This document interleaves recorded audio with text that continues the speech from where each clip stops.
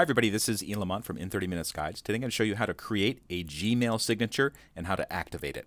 If this video helps, please take a moment to follow me and like the video, and let's get started. Here I am in Gmail, and to add a signature, add a new signature, go to the settings icon. It's a gear. Click on it, and then select See All Settings.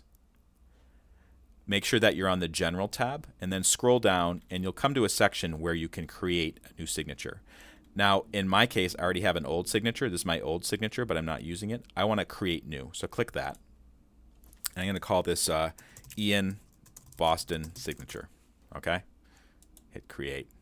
And this one will be, one thing I always do is I always add a space, and then I add a line below it, just to separate the text above that I'm typing with my signature below. And I'm going to say Ian Lamont, Boston, Mass. And then I'll give my telephone number, 617-555-5555. Okay. If I want to, I can bold it. You can use these icons down here to dress it up. All right. So it's all set. There's two more things you need to do. The first one is you need to change your signature default. So every time you create a new message, there'll be a signature. So select this drop-down, and then select the signature you want to use. So this is Ian Boston signature. You also have an option to add a signature to your reply, the emails that you're replying to somebody else or forwarding. I'm not going to do that here. And then go to the bottom of the page. This is the last step, and click Save Changes.